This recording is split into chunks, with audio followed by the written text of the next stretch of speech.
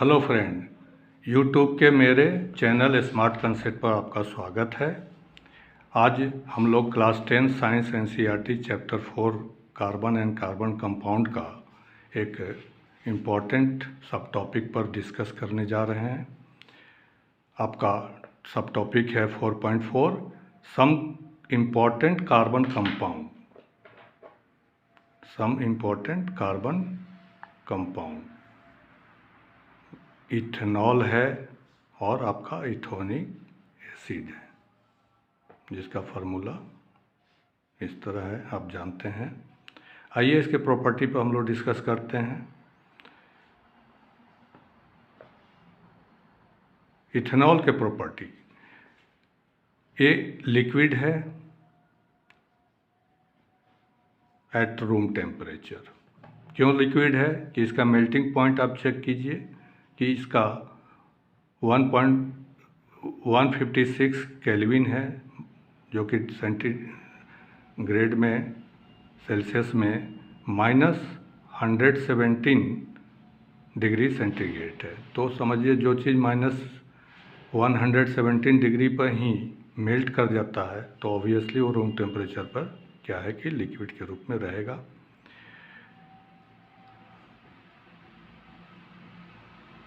जितना भी alcoholic drink बनता है, शराब जो बनता है, वो उसमें ये इम्पोर्टेंट इंग्रेडिएंट के रूप में है। लिटिल अमाउंट इसको मिलाकर ड्रिंक बनाया जाता है, जिसको कि अल्कोहल कहते हैं। और यही आपका हमारे सामाजिक सिस्टम में जो है, इसको ड्रिंक के रूप में हम लोग यूज करते हैं। एक बहुत अच्छा एक सॉल्वेंट भी है और इसके चलते ये बहुत सारे मेडिसिन्स वगैरह में आपका यूज होता है। टिंचर आयोडीन बनाने में, सिरप बनाने में, टॉनिक बनाने में। ये आपका सोलुबल है वाटर में किसी भी एक्सटेंट तक, जितना भी आप मिलाना चाहें मिलाते जाइए, वाटर में ये सोलुबल होता चला जाएगा। Dilute alcohol cause drunkenness. तो जो अभी आप देखें लिकर के रूप में जो बनाते हैं, वो एक तरह से वाटर में मिलाकर डाइल्यूट ही करते हैं। फिर भी जो है इसको लेने से, इनहेल पीने वगैरह से क्या है कि थोड़ा नशा के रूप में, ड्रंकनेस के रूप में आता है। मगर वहीं पर अगर हम प्योर अल्कोहल अगर यूज करते हैं तो ये लिथल है, मतलब कि ये डेंजर है और हेल्थ के लिए एक तरह से डेथ से भी रिलेटेड हमारा हो सकता है।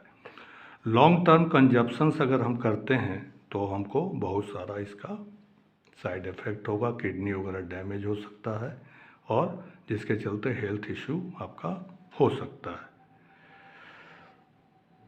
आइए अब इथेनॉल का केमिकल रिएक्शन से रिलेटेड कुछ इसका हम लोग चेक कर लें कि सोडियम के साथ ये कैसे रिएक्ट करता है।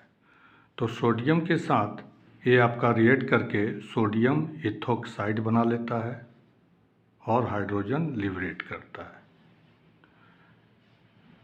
अब metal and non metal chapter में आप देखे होंगे कि मेटल्स एसिड के साथ जब रिएक्शन करता है तो इसी तरह का बिहेवियर शो करता है, सॉल्ट बनाता है और हाइड्रोजन गैस लिबरेट होता है। तो यहाँ पर हम अल्कोहल को आप एज ए एसिड के रूप में कंसीडर कीजिए कि जैसा एसिड बिहेव करता है उसी तरह आपका अल्कोहल भी बिहेव करता है। तो सोडियम के साथ सोडियम इथोक्साइड बनाया है।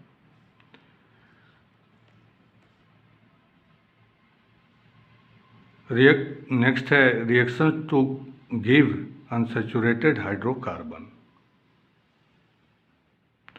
तो है क्या कि अल्कोहल है और उसको हम हॉट कॉन्क H2SO4 में क्या कर रहे हैं कि हीट कर रहे हैं।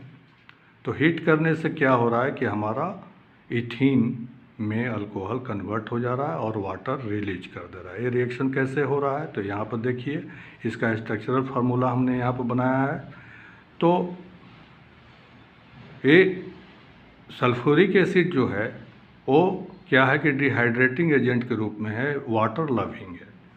तो एक इससे वाटर मांगेगा कि भाई तुम हमको वाटर दो अल्कोहल से। तो वाटर देने का क्या उपाय है, इसके पास जो चीज़ है उसी में से वाटर बना कर देगा। तो ऐसे स्थिति में एक हाइड्रोजन यहाँ से टूटा और कार्बन के साथ ये जो OH ग्रुप जुड़ा हुआ ये टूटा, और ये टूट के जो है आपका वाटर निकल जाता है। अब यहाँ पर ये जो कोवैलेंट बॉन्ड है, जो शेयर पेयर इलेक्ट्रॉन थे वो टूटे, अब उनके पास कोई उपाय नहीं है, तो फिर कार्बन कार्बन में ही आपस में शेयरिंग कर लिए, और इस तरह जो है आपका अनसैचुरेटेड हाइड्रोकार्बन के रूप में, इथीन के रूप में आपका बन गया। तो concentrated sulphuric acid act as a dehydrating agent which remove water from ethanol.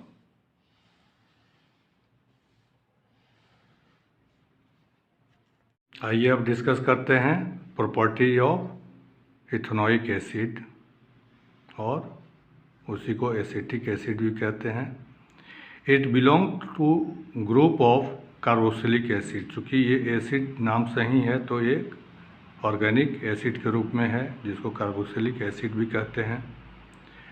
5 to 8% solution, अगर हम वाटर में 5 to 8% अगर इसको हम मिला देते हैं तो वो विनेगार बन जाता है, विनेगर बन जाता है। और विनेगर को आप जानते हैं कि ये प्रिजर्वेटिव के रूप में यूज किया जाता है। हमारा अचार वगैरह, पिकल वगैरह जो बनाते हैं तो इसको हम मिला देते हैं तो हमारा काफ़ी दिनों तक अचार वगैरह ठीक ठाक रहता है। इसका मेल्टिंग पॉइंट 17 डिग्री है। मेल्टिंग पॉइंट 17 डिग्री है, मतलब 219 केल्विन। तो बहुत कम है मेल्टिंग पॉइंट इसका, और इसी के कारण जो है वो विंटर सीजन में क्या होता है कि फ्रीज हो जाता है कोल्ड क्लाइमेट में, और इसी के चलते इसका नाम जो है ग्लेशियल एसिटिक एसिड भी कहा जाता है। आप लेबोरेटरी वगैरह में आप जाइएगा तो बेंच पर जो है लिखा रहता है ग्लेशियल एसिटिक एसिड, तो आप उससे कंफ्यूज ना होइएगा, एसिटिक एसिड ही है। चूँकि ये रूम टेम्परेचर को फ्रीज कर जाता है, इसलिए इसको ग्लेशियल एसिटिक एसिड के नाम से जाना जाता है। ठीक है, अब आइए रिएक्शन से रिलेटेड चेक करते हैं कि इथेनोइक एसिड कैसे कैसे रिएक्शन करता है। तो एक बहुत ही इंटरेस्टिंग रिएक्शंस है जो कि एस्टेरिफिकेशन रिएक्शन बोलते हैं।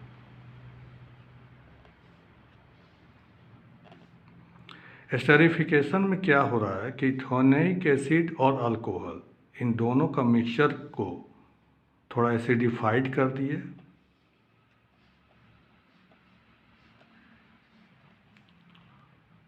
और स्लोली हीट कर रहे हैं तो ईस्टर में कन्वर्ट हो जाता है। एक आपके बुक में जो एक्टिविटी दिया हुआ है उसको देखिए कि एक बीकर में वाटर लेकर वाटर बाथ बना दे रहे हैं, ठीक है, और इसमें आपका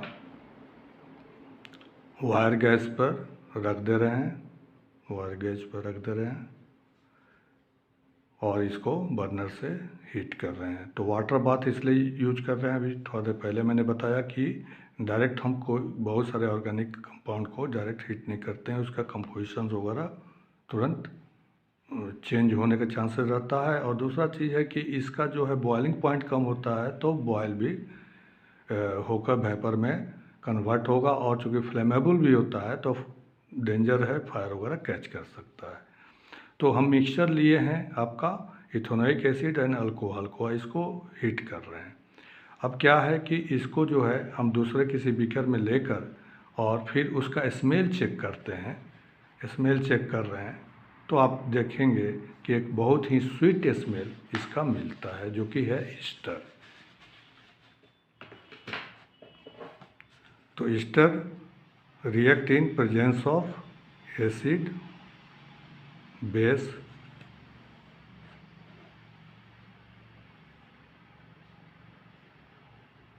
स्वीट स्मेल है टू गिव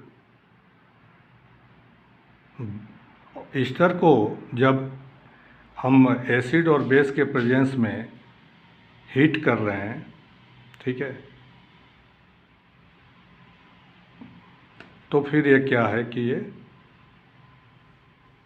अल्कोहल और कार्बोक्सिलिक एसिड पुनः वापस कर देता है, और इस चीज़ को कहते हैं, this is known as the saponification because it is use in the preparation of soap.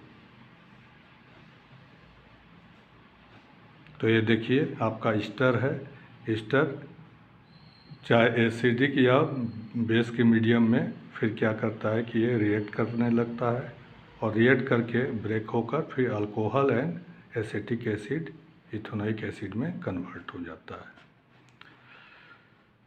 Ethanoic acid को यदि आप किसी बेस के साथ रिएक्शन कराते हैं, जैसे NaOH जो कि अल्कली है,